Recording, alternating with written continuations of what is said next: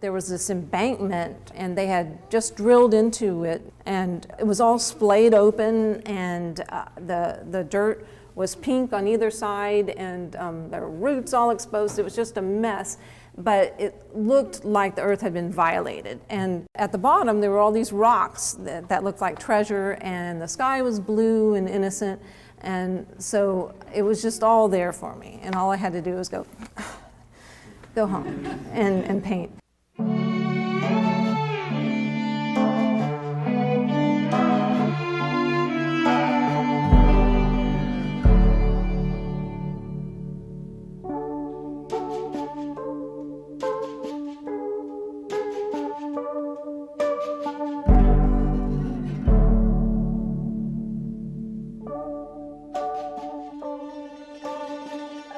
I don't think that there was ever a time I wasn't drawing, so it's hard for me to even pinpoint, but I do come from a family of artists. My mother got her art degree from UT, and so did I, and my dad, Houston sculptor Bob Fowler, was very active.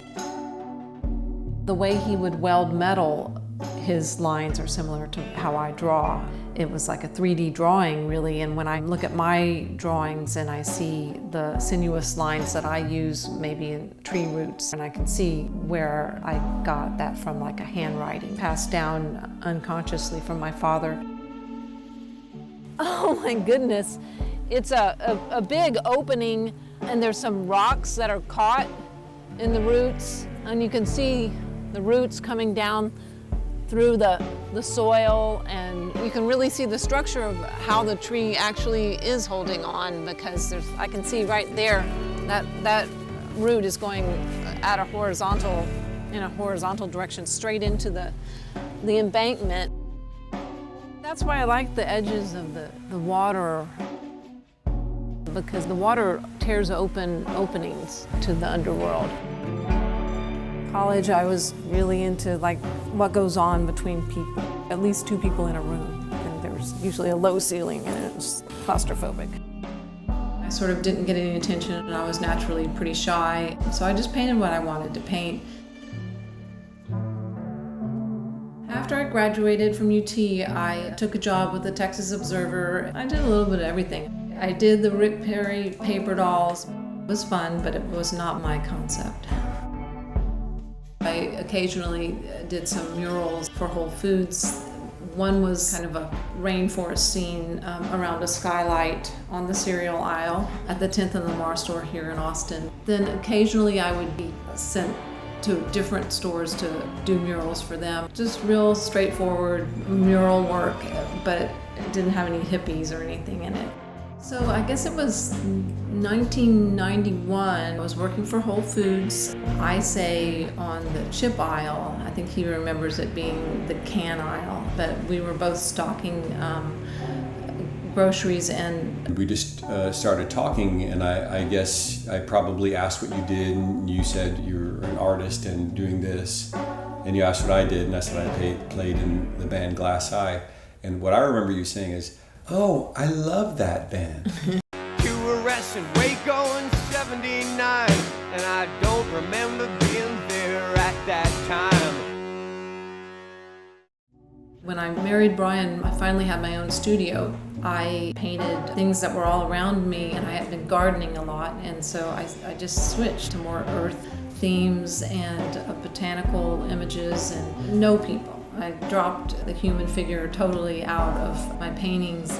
I just wanted to draw plants, rocks, sky, water, really elemental things. And I also really wanted to see where I would go with abstraction of those things. I was driving through the Bastrop area on Highway 71 on my way to Houston, and I saw this tree, and it looked like it was still alive, but it was struggling to survive, and it was just a year after the fires. It's called Earth Has a Long Memory, because for us it was devastating, it was horrible, and we had this big fire, but our lives are so little in the span of time compared to the life of the Earth, and I think the Earth has the memory, but it's so resilient, and it's going to be around for a really long time. called Spring Everything Changes.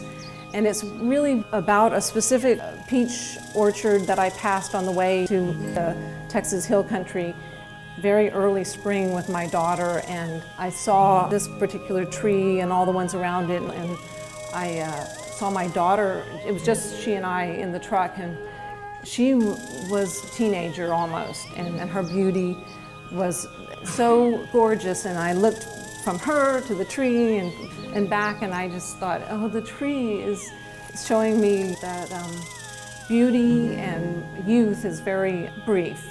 I remember the colors I saw driving through, and I kept repeating them to myself, and when I got home I took notes, and then I started painting, and so it was all from memory. I always referred to myself as a painter, but one recent project took me in another direction. My husband wrote a musical called Ivy in the Wicker Suitcase. The story is about a 10-year-old girl growing up in Austin, Texas in 1938.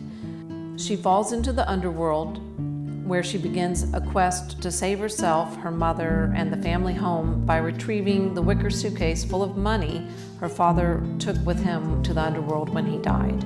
I said a little bit of Maurice Sendak and a little bit of Edward Gorey and maybe some inspiration from The Wizard of Oz, and knowing him, I think I said the right things. Once we started working together, it was so perfect because Valerie added the other element, the more feminine element to it. So, which I guess I hadn't really seen, and it wasn't until she proposed that she'd do it, and she did a few illustrations that I realized this is completely. It works perfectly well with my idea. It works better than the things I thought I wanted. The image for the last panel in the book is a scene, sort of an aerial view of what I imagined was Ivy's home area around Austin. The most important thing to me was imagining that this is Austin in 1938. It's hilly, it's rocky, there's lots of craggy oak trees, and there's holes between the rocks. And what I was thinking was that the creatures go in and out of those holes, and Ivy has just come up from the underground. So those creatures know something about where she's been and what she has been through, and so they're witnesses, and the plants and the rocks are witnesses, and those little holes. And you can see there's some holes that are portrayed, some I just know in my imagination are there, but they have ears and eyes to the upper world, conduits. That's, the connection that I think all of us should have to the underworld, or to not the underworld in any God sense or devil sense, but a sense of the earth as a living, breathing, valuable, and important. The Crankies were born because we needed a way to promote Ivy on tour. I painted 30-foot-long scrolls to illustrate several of the songs for live performances. Simple as it is, it's so unlike anything that anyone else was doing. I just thought it would be such a blast. It had nothing to do with technology. We could do this show, and Valerie could do the Cranky, and I could stand there and sing it. And at no point was there a computer used in any aspect of this, not once. I don't think they're any more complex, though. I think they're kind of loose and a little bit more fun, actually, a little bit more psychedelic, too, because I had to make them flow, so I got to do a lot of swirls and just big swashes of paint. So right now I'm working on documenting images from my immediate neighborhood and a few other neighborhoods around Austin. Instead of just nature itself, I'm more interested now in the interaction between humans and nature, and also documenting the history of Austin a little bit, how I see it from my personal viewpoint, and the place on earth that Austin is. So the neighborhoods are part of it, but the history of the neighborhoods are another part of it, and the way nature interacts with the neighborhoods and the humans in the neighborhoods. It's a lot about the history of the place on earth that Austin is, and I think water is going to be a big part of that because it's the conduit and it's the bloodstream to me of the earth, and it's what connects all the humans.